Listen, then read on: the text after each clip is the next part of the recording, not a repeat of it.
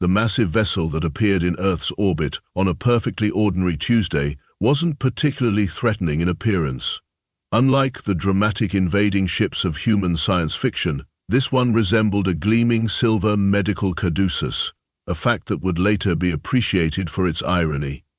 The ship belonged to the Galactic Peacekeeping Force, a multi-species coalition that had spent the last 3 millennia bringing primitive worlds into the interstellar community. Earth was merely stop number 3,276 on their grand civilization tour. Prepare the standard ore package, instructed Ambassador Krelzax, the 7-limbed senior diplomat who had overseen more than 200 first contact scenarios. Visual displays of our medical technology, faster-than-light travel demonstrations, the quantum computing array. You know, the usual behold our advanced civilization presentation. His aide, junior diplomatic officer Zilu, tapped notes into her neural interface. Should we include the mortality rate comparison charts? Humans still die from bacterial infections. Absolutely, Krelzax chuckled, a sound like marbles in a garbage disposal. Nothing builds diplomatic leverage like showing primitives how fragile they are. The medical superiority approach has secured advantageous terms in 94.3% of first contact scenarios. The United Nations had scrambled to assemble a suitable welcome party on the pristine lawn of the Geneva International Compound. A collection of nervous diplomats, military officials, and scientific experts who had precisely zero experience greeting aliens. They stood in the designated landing zone, sweating in their formal attire, despite the pleasant spring weather. "Why aren't we armed again?" muttered General Okonkwo of the African Union Defense Force, adjusting his uncomfortably tight collar. "Because," sighed Dr. Amara Okoro, the Nigerian xenobiologist who'd been plucked from her research lab 12 hours earlier, "we're trying not to get vaporized on day 1 of humanity meeting aliens." The sleek shuttle that descended from the mothership landed with barely a whisper of sound. The assembled humans collectively held their breath as a ramp extended and the ship's hatch dilated open with smooth precision. Ambassador Krelzax emerged first, his iridescent ceremonial robes catching the sunlight. 3 of his 7 limbs were raised in what the delegation's xenocultural research had identified as the human gesture of peaceful greeting. Behind him came the Battle Medic Honor Guard, 12 powerfully built aliens in form-fitting uniforms, covered with what appeared to be medical technology integrated directly into the fabric. "People of Earth," began Krelzax, his translation device converting his native clicks and whistles into flawless Oxford English. "I bring greetings from the Galactic—" That's when everything went spectacularly wrong. Mid-sentence, the ambassador suddenly stopped, his speaking orifice freezing in an unnatural position. His central eye ridge fluttered rapidly. 3 of his limbs began to spasm uncontrollably, while his body coloration shifted from a healthy azure to an alarming deep purple. "Ambassador!" Zilu rushed forward as Krelzax collapsed onto the immaculate lawn. The Battle Medic Honor Guard immediately surrounded their fallen leader, medical devices activating with a symphony of beeps and whirs. Chief Medical Officer Vorzik, a veteran of 17 interstellar conflicts, took command with practiced efficiency. "Vital signs destabilizing. Neural patterns irregular. Get him to the medical shuttle." The human delegation watched in stunned silence as the aliens efficiently loaded their convulsing ambassador onto a hovering stretcher that seemed to materialize from one of the medic's utility belts. General Okonkwo leaned toward Dr. Okoro. "Is this some kind of weird alien greeting ritual?" "No," she whispered back. "I'm pretty sure their leader is dying on our front lawn." Inside the medical shuttle, chaos reigned, albeit a highly organized, technologically advanced form of chaos. Medical scanners hummed, diagnostic systems ran complete molecular analyses, and the battle medics moved with the coordinated precision of a unit that had treated battlefield trauma across 100 worlds. None of it seemed to be helping. "Nothing is working," Vorzik hissed in frustration. "The scanners can't identify the cause. Medications are having no effect." Junior Officer Zelu, who had remained remarkably calm considering her superior was rapidly approaching death, made a suggestion that would change the course of interspecies relations forever.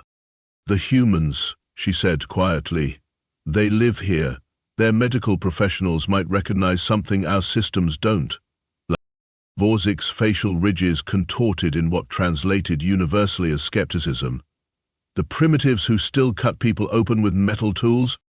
"The primitives," Zielo replied evenly, "who have evolved on this planet alongside whatever is killing the ambassador."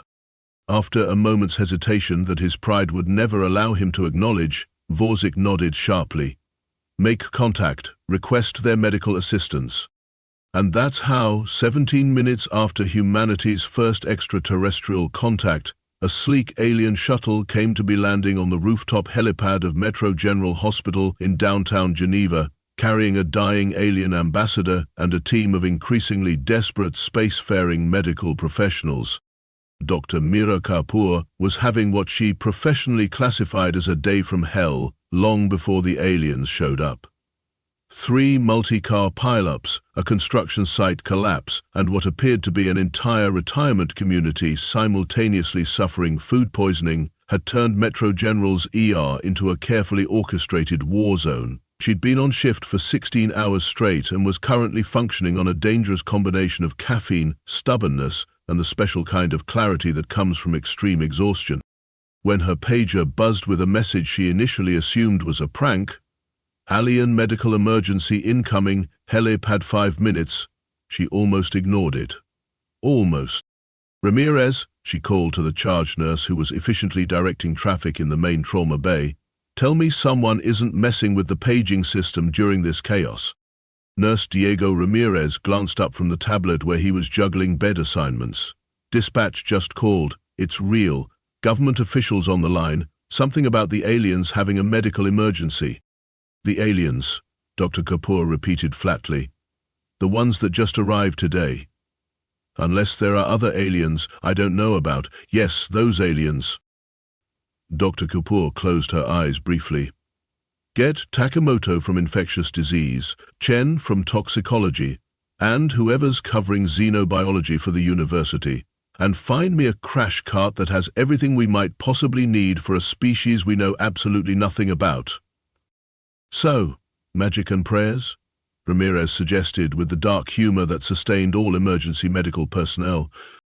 "At this point I wouldn't rule it out," she replied, already moving toward the elevator to the helipad. By the time the alien shuttle settled onto the helipad, Dr. Kapoor had assembled what she mentally dubbed her Alien Emergency Task Force.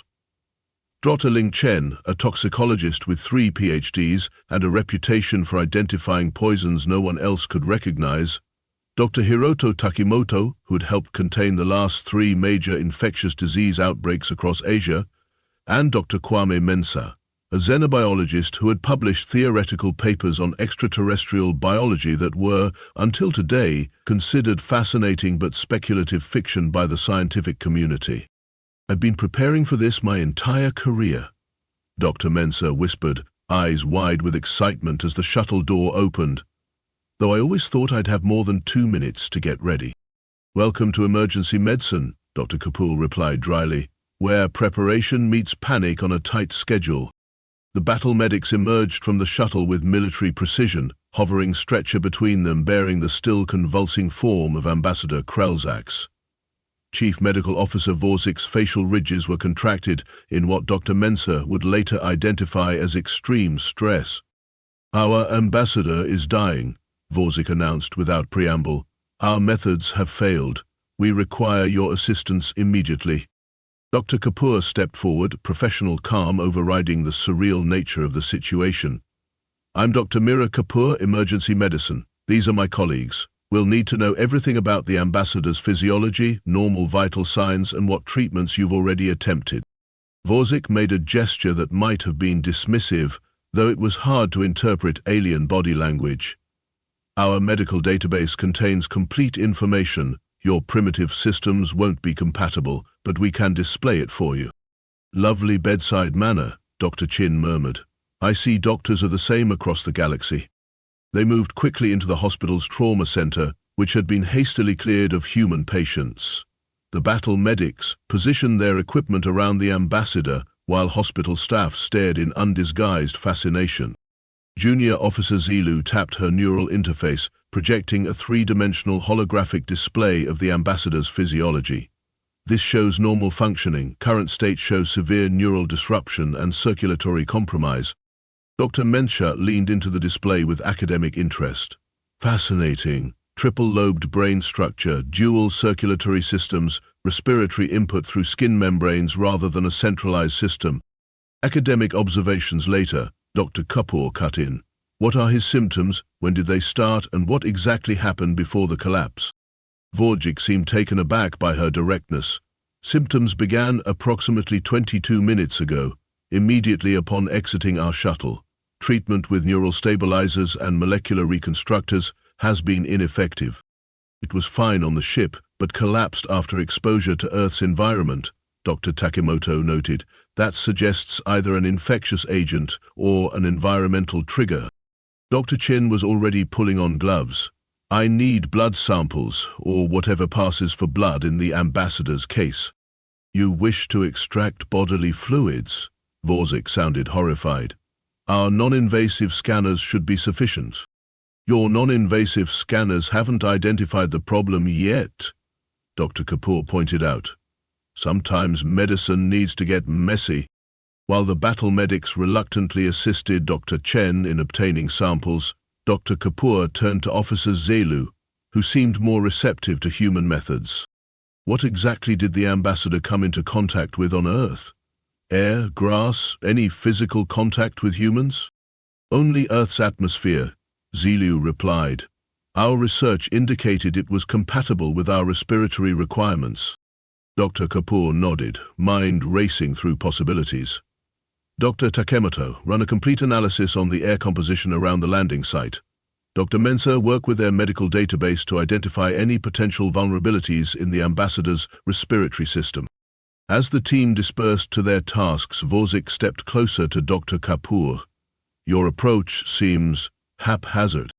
We call it differential diagnosis, she replied, without looking up from the ambassador's readings. When you don't know what you're looking for, you have to look for everything. Our systems are capable of analyzing millions of potential pathologies simultaneously. And yet, Dr. Kapoor noted, meeting his gaze directly, your ambassador is still dying. For the first time, uncertainty flickered across Vorjik's alien features. Yes, he is. In the hospital's laboratory, Dr. Chen was having what professional scientists refer to as a moment. This is impossible, she muttered, adjusting the microscope for the third time. Mensah, you need to see this. Dr. Mensah peered through the eyepiece and let out a low whistle. Is that what I think it is?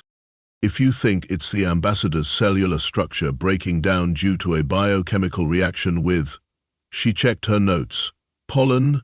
Then yes. Pollen? Vorjik, who had been hovering skeptically near the lab equipment, pushed forward. You're suggesting a planetary leader of the Galactic Peacekeeping Force is being defeated by plant reproductive particles. Not just any pollen, Dr. Chen clarified.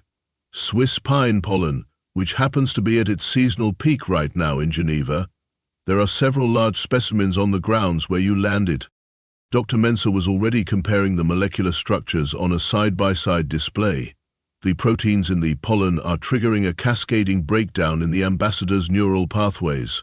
It's essentially an extreme allergic reaction, but one that affects his brain rather than respiratory system. That's why your scanners missed it, Dr. Chen added. They were looking for pathogens or toxins, not an allergic trigger that would be completely harmless to anyone who evolved on this planet.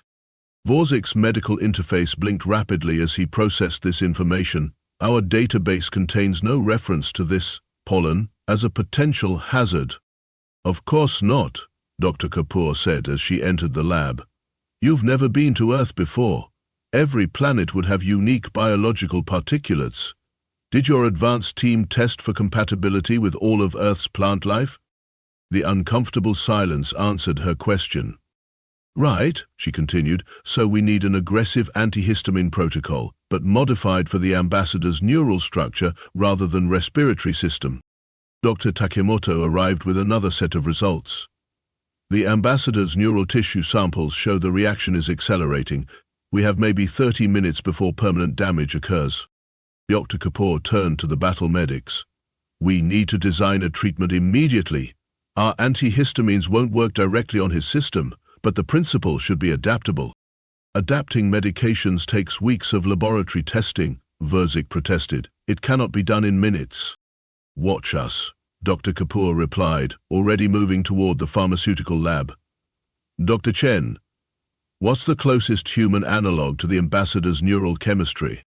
Nothing direct, but if we modify diphenhydramine to target his trineural structure and combine it with a synthetic enzyme to break down the specific pollen protein, the next 20 minutes became a blur of activity that would later be described in medical textbooks across 17 star systems. Human doctors working with intuitive leaps of logic alongside increasingly impressed alien medics, traditional laboratory techniques blended with advanced alien technology, Dr. Chen synthesizing compounds, while Dr. Mensah translated between human and alien biochemistry, Dr. Takimoto monitoring the ambassador's deterioration rate, while Dr. Kapoor coordinated the entire improbable operation.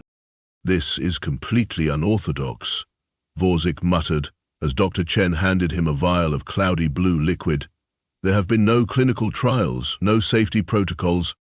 Welcome to emergency medicine on the frontier, Dr. Kapoor said. Sometimes you have to work with what you have, not what you wish you had. Officer Zilu, who had been quietly observing, stepped forward. If the ambassador dies, it will set Earth-galactic relations back decades. The diplomatic consequences would be severe. He won't die, Dr. Kapoor stated with the absolute certainty that had become her trademark in the ER. Not on my watch. The battle medics exchanged glances that transcended species barriers, the universal look of medical professionals calculating terrible odds against fragile hope. Administer the treatment, Verzik finally ordered, a decision that would later be credited with changing interstellar medical practice forever. Now, the treatment didn't work. At least, not completely. The ambassador's neural degradation slowed but didn't stop. His convulsions lessened but continued. The cloudy blue color of his skin lightened somewhat, but remained far from the healthy azure it should have been. It's buying us time but not solving the problem, Dr. Kapoor observed, studying the real-time neural imaging provided by the aliens' advanced diagnostic equipment. The pollen proteins have already bonded to too many neural receptors. Verzik's posture had changed subtly over the past hour, his earlier condescension replaced by grim professional respect. Then the ambassador is lost. I didn't say that, Dr. Kapoor countered. I said our current approach isn't sufficient. Dr. Mensah, who had been deeply studying the alien medical database, looked up suddenly. What about neural filtration? Your database shows technology for cleansing neural pathways of toxins. That's a battlefield technology for removing weaponized neurotoxins, Verzik replied. Not for something as systemically integrated as these pollen proteins. But it could be modified, Dr. Takimoto suggested, catching on to the idea, if we could adjust the filtration parameters to target specifically the protein receptor bonds. Verzik's equivalent of a frown deepened. Such a modification would require surgical access to the ambassador's primary neural cluster. Our medical protocols strictly prohibit invasive procedures when non-invasive alternatives exist. But no non-invasive alternatives do exist, Dr. Kapoor pointed out.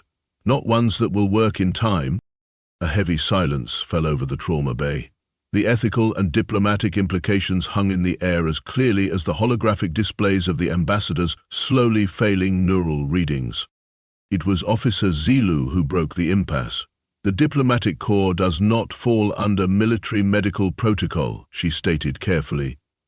As the ranking diplomatic officer present, I can authorize emergency measures if the situation warrants. Verzik's facial ridges contracted. You're authorizing invasive surgery by humans? I'm authorizing whatever measures Dr. Kapoor and her team deem necessary to save the ambassador's life. Zazu replied with unexpected steel in her voice. The diplomatic consequences of inaction are unacceptable. Dr. Kapoor didn't waste the opening. Dr. Mensah, work with their engineers to modify the neural filtration device. Dr. Chen, we need a more targeted biochemical agent to break the protein bonds once we gain access. Dr. Takemoto, prepare a sterile field that works for both our protocols. And someone, find me the equivalent of a surgical consent form in whatever language the ambassador's superiors speak. The next 2 hours were a masterclass in cross-species improvisation. The battle medics, initially reluctant, gradually became engaged in the problem-solving process. Their rigid training in standardized emergency response gave way to something new as they watched the human doctor's adaptive approach. "You're really going to open his neural case?" one of the younger battle medics asked Dr. Kapoor as she scrubbed in. "With manual tools. Alongside your neural filtration device, yes," she confirmed. "Sometimes you need hands-on access to solve a problem technology can't fix alone. But the risk of error is significant," she acknowledged. "But doing nothing guarantees failure. Medicine isn't about perfect solutions. It's about finding the best available option in impossible situations." As the modified neural filtration device was brought in, now an unlikely hybrid of alien technology and human medical ingenuity, Dr. Kapoor addressed the combined human-alien medical team. "This has never been done before by either of our species. We'll be charting new territory with a patient who happens to be a galactic diplomat. No pressure." Her dry delivery earned nervous chuckles from the humans and confused head tilts from the aliens. "Dr. Mensah will guide us through the ambassador's neural anatomy. Battle medic Vorzik will operate the filtration device. I'll establish and maintain surgical access. Dr. Chen's modified compound will be administered directly to the affected neural tissues. Any questions?" Vorzik stepped forward. "In the event of failure, I wish to state for the record that the human medical team exhibited extraordinary skill and adaptability under unprecedented circumstances." Dr. Kapoor's expression softened briefly, noted, and reciprocated. "Now let's save our patient." The procedure that followed would eventually be recorded in such detail that medical students across the galaxy would study it for generations. The precision of Dr. Kapoor's surgical technique, the brilliance of Dr. Chen's biochemical targeting solution, the improvisational genius of Dr. Mensah, adapting xenobiological theory in real time, the battle medics overcoming their rigid training to embrace unconventional approaches. 4 hours later, as the ambassador's neural readings finally stabilized and his skin began to return to its natural blue, the combined medical team allowed themselves to exhale. "It worked," Vorzik stated, sounding almost surprised. "The neural pathways are regenerating." "You'll need careful monitoring," Dr. Kapoor cautioned, "and probably should stay away from pine trees forever." A sound emerged from Vorzik that the translation device struggled to interpret, eventually rendering it as laughter. "I will personally ensure the ambassador never comes within a planetary diameter of pine pollen again." Ambassador Krezak regained consciousness 18 hours later with a headache he described as feeling like a supernova in slow motion, but otherwise remarkably intact. His first coherent action was to request a meeting with the medical team that had saved his life. The gathering took place in the hospital's administrative conference room, hastily repurposed for interstellar diplomacy. The human doctors, finally having gotten some rest, sat alongside the battle medics in what had become an unlikely partnership.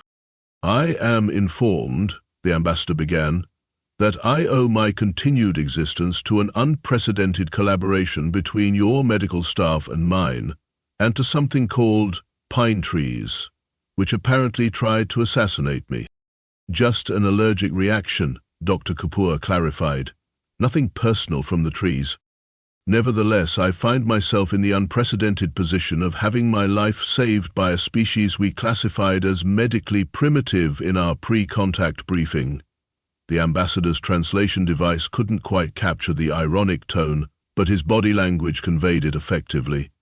"Chief Medical Officer Vorzik has submitted a rather extraordinary report on your methods." Vorzik straightened in his seat. The human medical team demonstrated approaches that contradicted our established protocols but proved remarkably effective. Their ability to improvise solutions with limited technology and adapt to unknown scenarios exceeds our current training parameters.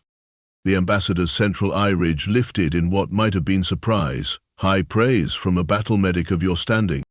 Earned praise, Vorzik responded. Their surgical techniques alone warrant a complete review of our non-invasive absolutism policy. Dementia leaned forward. If I may, Ambassador, what we witnessed was the difference between medical systems optimized for different environments. Your protocols excel in standardized situations where comprehensive data exists. Ours developed to handle the unknown with limited resources. The ideal would be a combination of both approaches, Dr. Chen added. Your technology with our adaptability. The ambassador was silent for a moment, all three of his primary eyes blinking in sequence. A gesture that Officer Zilu quietly informed them indicated deep consideration. What you suggest, he finally said, would represent a significant shift in galactic medical practice. Our standardized protocols have served for millennia. And yet, Dr. Kapoor observed, they didn't serve you when confronted with a previously unknown environmental factor. No medical system is perfect, but the best ones are always evolving. Another long moment of consideration followed before the ambassador spoke again. Officer Zilu, please record an official diplomatic assessment. Earth's medical capabilities are classified as exceptionally advanced in adaptive methodology. Furthermore, I am recommending the establishment of a medical exchange program between Earth institutions and the Galactic Medical Academy. The human doctors exchanged startled glances. You want to send alien medical students here? Dr. Takemoto asked. And invite human physicians to study with us, the ambassador confirmed. Beginning with this team, should you be interested. Cross-species medical knowledge is clearly more valuable than we had anticipated. Dr. Mensah looked like he might faint from excitement. Dr. Chen was already making notes about research possibilities. Dr. Takemoto nodded thoughtfully at the potential for new infectious disease protocols. Dr. Kapoor, pragmatic as always, had a more immediate question. Do we need to worry about other members of your delegation having similar reactions to Earth's environment? Already addressed, Vorzik interjected. We've synthesized preventative treatments based on Dr. Chen's work and implemented emergency response protocols based on your model. No more diplomatic incidents via tree reproduction. Well, D. Kapoor said with a small smile, that's a sentence I never expected to hear in my medical career. 6 months later, Metro General Hospital's newly established Interspecies Medicine Wing was officially opened, with a ceremony attended by diplomats from 27 worlds. Ambassador Krezaks, fully recovered and now a vocal advocate for human medical practices, cut the ceremonial ribbon with 3 of his 7 limbs. From crisis comes opportunity, he declared to the assembled crowd. What began as a personal medical emergency has blossomed into the most significant advancement in galactic healthcare in the past 5 centuries. Dr. Meera Kapoor, recently appointed as Earth's first director of Interspecies Medical Exchange, stood alongside her colleagues watching with a mix of pride and lingering disbelief at how rapidly events had unfolded. Did you ever imagine pine pollen would lead to all this? Dr. Mensah whispered, gesturing at the gathering of humans and aliens mingling in what would have seemed an impossible scene half a year earlier. I was just trying to keep a patient alive, she replied. The usual goal. The usual goal with unusual results, Dr. Chen noted. 200 human doctors now studying at the Galactic Medical Academy. Alien patients seeking Earth physicians for complex cases. Battle medic training protocols completely restructured based on human adaptive methodology. And the most unlikely part, Dr. Takemoto added with a grin, hospital administrators across the planet actually increasing emergency department budgets. A familiar figure approached their group. Chief Medical Officer Vorzik, his uniform now bearing the additional insignia of the Joint Medical Exchange Initiative. Dr. Kapoor, he greeted her, having abandoned the translation device in favor of carefully practiced human speech. The first graduating class of battle medics with human medical training has completed their certification. Their performance in crisis simulation exceeded all previous records. Glad to hear it, she replied. How are they handling the surgical requirements? With surprising enthusiasm, once they overcame their initial reluctance. A hint of his now familiar dry humor crept into his voice. Though we had to design entirely new surgical tools for those with non-humanoid appendages. Their conversation was interrupted by Officer Zilu, now Deputy Ambassador Zilu, approaching with a data tablet. Dr. Kapoor, the Galactic Medical Council has reviewed your proposal for the Interspecies Medical Emergency Response Unit. They've approved it unanimously. Kapoor accepted the tablet with a nod of thanks. So we'll have human doctors stationed on emergency response vessels throughout the sector? Paired with battle medics and other galactic medical specialists, yes, Zaulu confirmed. The Council cited, and I quote, the unparalleled human capacity for medical improvisation when facing unknown conditions. From medically primitive to essential emergency personnel in 6 months. Dr. Mensah observed. That must be some kind of galactic record. Vorzik made the clicking sound that humans had learned represented wry amusement. The Battle Medic Corps had a saying before we encountered humans. In emergency medicine, protocol ensures survival. Now our newest graduates have modified it to, in emergency medicine, protocol guides but humans decide. I'm not sure if that's flattering or terrifying, Dr. Kapoor said. Both, Vorzik replied, as the best medical truths often are. As the ceremony continued, a young battle medic cadet approached their group, looking nervous but determined. Dr. Kapoor, I've been assigned to your team for the Jupiter Station medical deployment. I wanted to introduce myself early. Welcome aboard, she replied. Any specific interest in human medical techniques? Your diagnostic methodology, the cadet said immediately, the way you work from symptoms when scanners fail, using what you call differential diagnosis.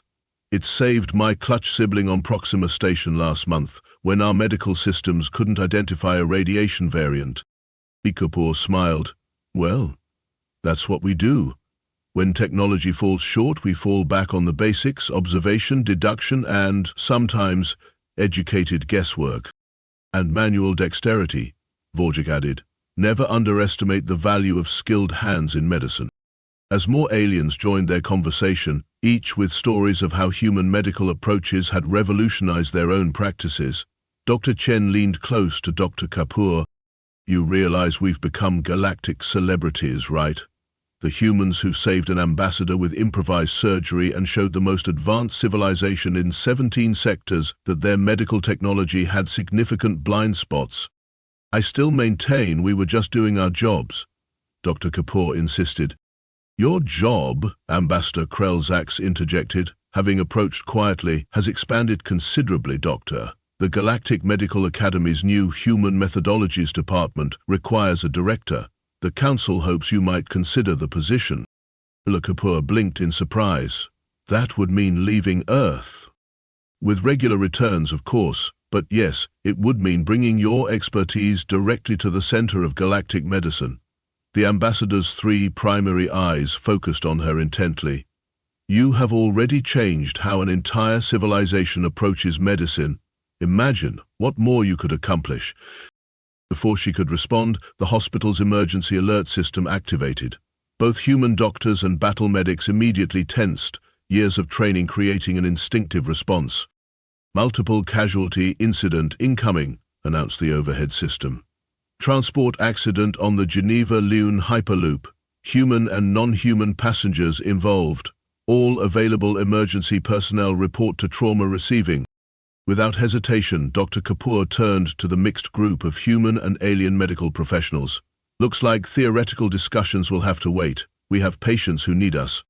As the improbable collection of Earth doctors and galactic medical specialists moved with unified purpose toward the emergency department, Ambassador Krelzax watched with what translated across species as unmistakable respect.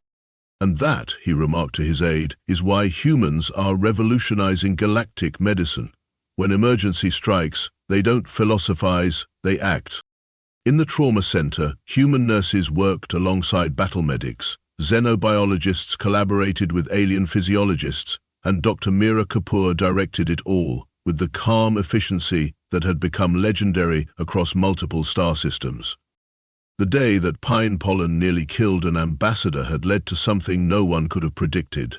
Earth becoming known throughout the galaxy not for its technology, its resources, or its strategic location, but for its doctors, who had turned the limitations of their primitive world into the greatest medical innovation the galaxy had seen in millennia. As one battle medic trainee was overheard saying to another while treating a patient with a technique developed in a human emergency room, "Remember, when all else fails, ask yourself, what would a human doctor do?" Across 17 sectors of space, that question was rapidly becoming the difference between life and death.